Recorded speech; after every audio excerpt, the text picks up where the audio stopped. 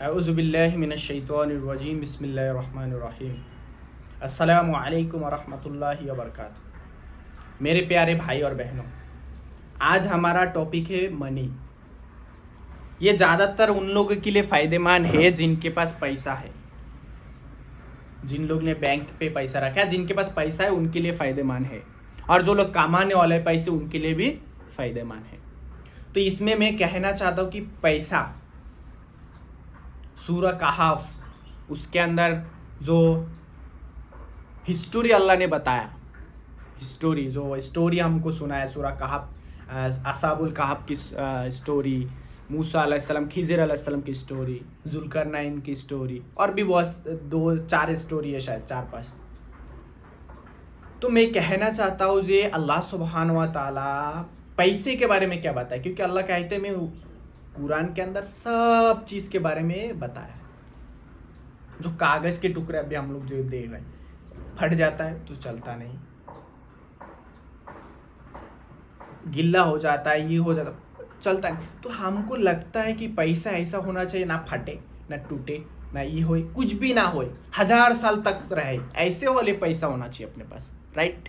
होना चाहिए ना। तो that was the real money and that is the real money which is दिनार और दिरहम।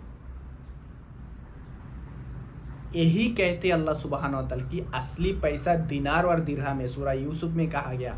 उसके बाद असहाबुल कहफ में जो पैसे के बारे में जिक्र है, जब वो लोग नींद से जब उठे थे 300 साल है, कुछ साल बाद 300 साल ही पकड़े, 300 साल बाद जब वो लोग ने उठ रहे थे, उठने के बाद बोला मेरे को भूख लगे, कुछ मार्केट से लेके आओ, अच्छा खाना लेके आओ, मार्केट में जाओ, उसमें से अच्छा खाना जो है ना वो लेके आओ।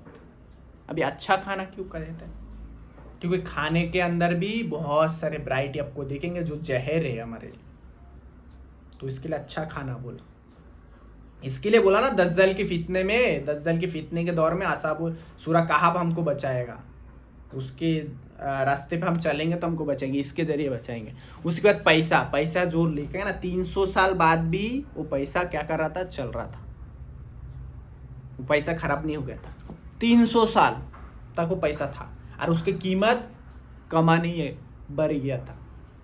वो था दिनार और दिरहम। वो सोने के सिक्के थे। दिनार सोने के सिक्के को बोलता है, दिरहम चांदी के सिक्के को बोलता है।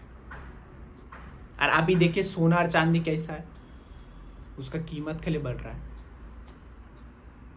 तो that was the real money. सोना और चांदी का जो सिक्का था वो था असली मनी, और कुरान में भी यही कहा गया है, that was the real money. यार वो गॉड्स मनी कहते हैं उसको, अल्लाह ने बनाया ये तुम्हारा असली पैसा है, इससे तुम लोग कारोबार करो तो कोई भी नुकसान में नहीं जाएगा। और इसको 1947 को बैंड किया गया है। ये जो सोना का दिनार और दिरहम, ये अभी मार्केट पे चलता नहीं है, मतलब ट्रांजैक्शन नहीं होता इसका। ये सब खरीद सकता है या बेच सकता है, बस ऐसा। लेकिन इससे कोई सामान अपन खरीद भी नहीं सकता या बेच नहीं सकता, ट्रांजैक्शन के थ्रू नहीं चलता। चलता क्या है, कागज़ के टुकड़े जो फट जाता है, जो पुराना हो जाता है तो चलता नहीं, समझ रहे क्या है? तो ये रियल मनी ने, तो मैं इसके लिए आपको ये पैगाम पहुंचाना चाहता हूँ, जिसके पास पैसा है, अगर आप अपने पैसे को हिफाजत रखना चाहते तो आपके पास 4-5 ऑप्शन है जो मैं बताऊंगा। अगर उसमें आप इस्तेमाल करते आपके पैसे को, तो इंशाल्लाह आपके पैसे का कोई टेंशन नहीं, आप अपने पैसे को हिफाजत रख पाएंगे। पहली बात तो उसको आप गोल्ड खरीदने का, उससे गोल्ड और सिल्वर मतलब सोना और चांदी खरीद के अपने पास रखना है। किधर जमा नहीं करना है, पहली बात तो बैंक पे नहीं जमा करना है, खरीद के अपने घर में ऐसे प्लेस पे रखने का है जिस किसी को ना पता हो, आपके पास एक सुरक्षित जगह पे रखने का जो आपके पास हो। क्योंकि ऐसे सिचुएशन सामने आने वाला है जिसमें आपको बैंकिंग सिस्टम खत्म हो जाएगा, सब कुछ खत्म होने वाला है, कुछ रहने वाला नहीं है। ऐसा सिचुएशन सामने आने वाला है। अगर आपके पास पैसा रहेगा तो आपके फायदेमंद है, वो बैंकिंग सिस्टम खत्म हो गया तो आप किसको पकड़ेंगे? पकड़ने के लिए कोई नहीं रहेगा। इसके लिए सोना खरीदिए, चांदी खरीदिए, ये खरीद के अपने पास रखिए अपने पैसे का, अगर हिफाजत चाहते तो जैसे वो सूरह कहाब के अंदर जो मूसा अलैहिस्सलाम खिज़िर अलैहिस्सलाम का जो स्टोरी में जो वो 2 बच्चे का यतीम बच्चे का जो सामान था उनके बाप दादा ने रख के गया था दीवाल के नीचे, जो दीवाल गिरने वाला था और खिज़िर अलैहिस्सलाम उसको बना के रखा था, सही करके रखा था। तो मूसा अलैहिस्सलाम ने पूछा था कि आप ये दीवाल के सही किया तो इसके बदले में कुछ पैसे ले लेते। तो बोले नहीं, ये 2 यतीम बच्चे लोग हैं जो अपने अभी तक ही नहीं हुआ, बालिग नहीं हुआ, वो जब बालिग होंगे तब उनके पैसे वो लोग खुद निकालेंगे, इसके लिए मैं सही करके उनके बाप दादा ने रखा। तो वो कौन सी पैसा था? वो भी सोना और चांदी था। तो मैं यही कहना चाहता हूँ, सोना चांदी खरीद के अपने पास रखिए। दूसरा ऑप्शन क्या है? जमीन खरीद के रखिए। जमीन, अगर जमीन खरीद के रखेंगे तो इसका कीमत बढ़ेगा, इसका कीमत बढ़ेगा। सोना चांदी खरीद के रखेंगे तो कीमत बढ़ेगा, आपके पैसे का नुकसान नहीं होगा, आपके पैसे का फायदा होएगा। मैं बता रहा हूँ, क्योंकि ये जो कागज के टुकड़ा का जो पैसा नहीं खत्म होने वाला है, अभी ऑनलाइन ट्रांजैक्शन होने वाला है, सब जगह पे ऑनलाइन होने वाला है।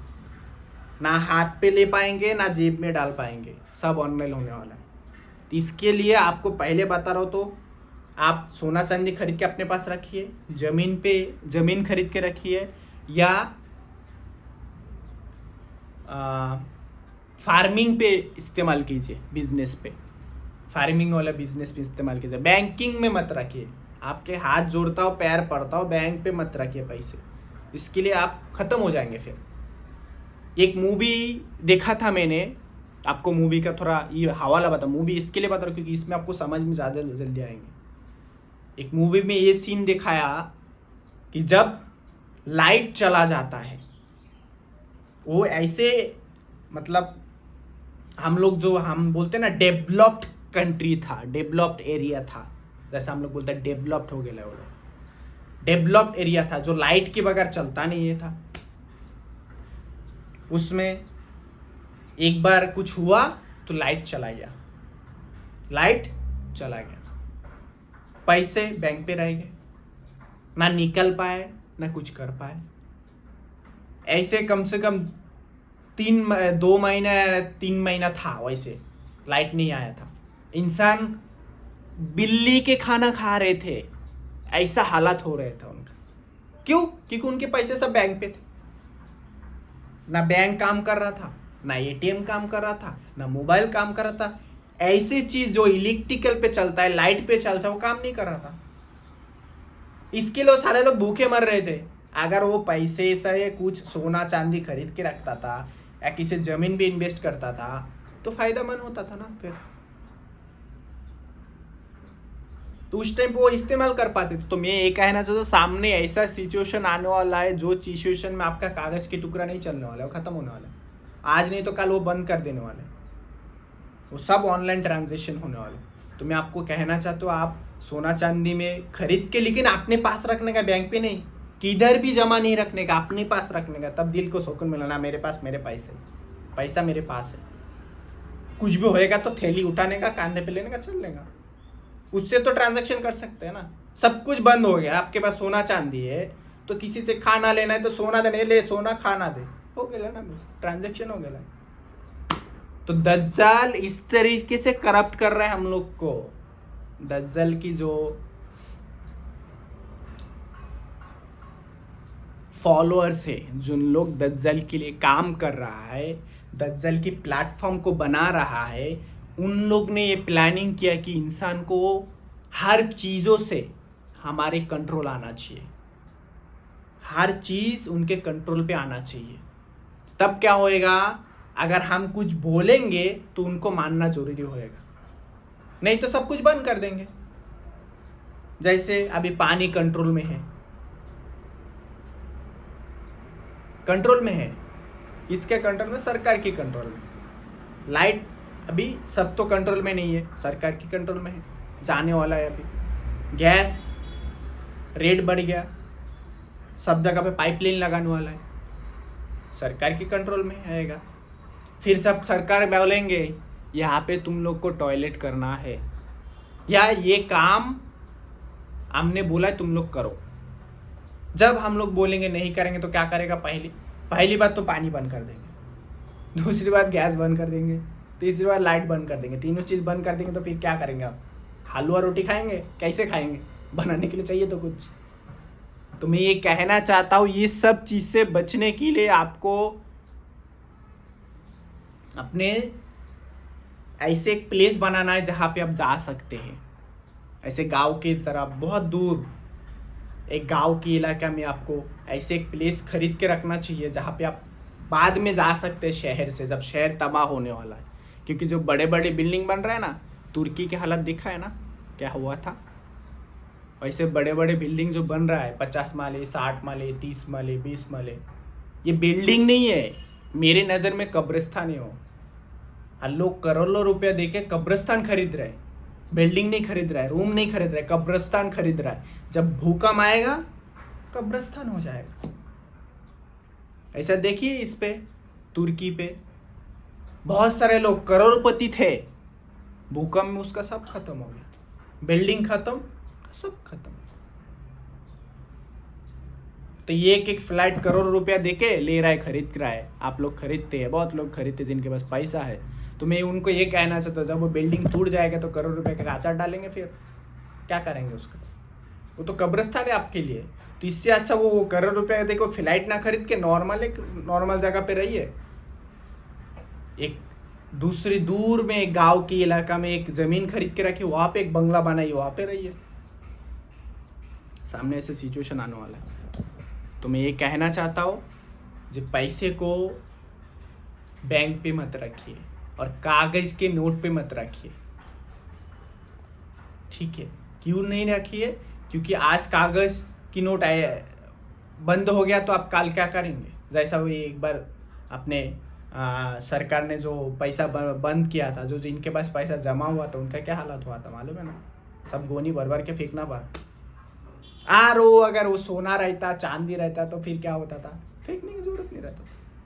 तो इसके लिए मैं कहना चाहता हूँ, कागज के टुकड़े घर पे मत जमा करिए। वो घर पे जो पैसा जमा कर रहे हैं उसके बदले में सोना खरीद के रखे, 24 कैरेट्स गोल्ड रखने का, खरीद के घर पे रख देने का, बस। टेंशन तो नहीं रहेगा ना, सब कुछ खत्म होने के बाद सोना तो अपने पास रह रहा है ना, उससे तो अपन कुछ काम कर सकते हैं। तो मेरी बात को समझने की कोशिश कीजिए, पैसे को कागज के टुकड़े पे मत रखिए। क्यों? फॉर एग्जाम्पल मैं एक बात से आपको समझ में आ जाएंगे। एक ही बात बोलूँगा, एक एग्जाम्पल बोलता हूँ। सपोज मैं आपके पास काम करता हूँ और मेरे भाई भी आपके पास काम करता है, ठीक है? तो आपने मुझे 10,000 रुपया दिया है और मेरे भाई को एक सोने का सिक्का दिया है पगार के थ्रू। वैसा 1 महीना काम किया, उसने 1 महीना काम किया, तो मेरे को 10,000 रुपया दिया अपने सैलरी 1 महीने का, उसको एक सोने का सिक्का दिया छोटा सा, दे दिया उसका पगार। तो उसने जाके उसके वाइफ के पास वो सोना का सिक्का रख दिया, बोला ये 10 साल बाद हम ले निकालेंगे, या जब हमको ज़रूरत पड़ेगा तब हम इसको निकालेंगे, इसको रख दो। और मैं अपने वाइफ को बोला कि मेरे ये 10,000 रुपये रख दो, मैं जब काम आएगा 5 साल बाद इसको निकालूंगा। तो फिर आप अब भी सोचिए कि 5 साल बाद जब मेरे भाई सोना का सिक्का निकालेगा और मैं वो 10,000 निकलूंगा, क्या आप गारंटी दे सकते हैं? या आपको ये समझ में आ रहा है कि वो 10,000 का कोई वैल्यू रहेगा, या वैल्यू कमेगा या बढ़ेगा? ये बताइए मेरे को। 100% कमेगा, कम होने वाला है उसका वैल्यू। आप भी 10,000 में, आप सपोज मैं एक चीज़ खरीद सकता हूँ 10,000 में, वो चीज़ 5 साल बाद 10,000 में नहीं खरीद पाऊंगा, उससे ज़्यादा पैसा लगेगा, क्योंकि वो पैसे का रेट घट जाता, सामान की रेट बढ़ जाता। तो इसके लिए मैं कहना चाहता हूँ, वो मेरे भाई जो सोना के सिक्का जमा करके रखा था, उसका सोने का सिक्का की कीमत बढ़ गया और मेरे 10,000 की कीमत घटी। ऐसा भी हो सकता है कि साल भर के अंदर वो 10,000 की नोट जो रखा था, जो वाला नोट में रखा, वो भी बंद हो जाए, तो मैं तो खत्म। तो मैं ये कहना चाहता हूँ, पैसे रखिए कागज के टुकड़े में नहीं, बैंक पे नहीं। सोना का सिक्का खरीदिए, चांदी का सिक्का खरीदिए, अपने पास सिंदूक में रख दीजिए। जमीन खरीद के रखिए, या इन्वेस्ट नहीं करने का, या फार्मिंग कीजिए, फार्मिंग में इन्वेस्ट कीजिए। खुद जो काम करे ना उस पर इन्वेस्ट कीजिए, तो आपको समझ में आएगा। बैंक पे पैसे मत रखिए, मैं बता रहा हूँ, बाद में आपको समझ में आएगा। जब बैंकिंग सिस्टम चलेंगे, कागज़ की टुकड़ा बंद हो जाएगा, तब समझ में आएगा। ठीक है, आई होप आपको कुछ समझ में आ रहा है। अगर कुछ क्वेश्चन है तो आप पूछ सकते हैं, इंशाल्लाह कोशिश करूँगा मैं जवाब देने के लिए।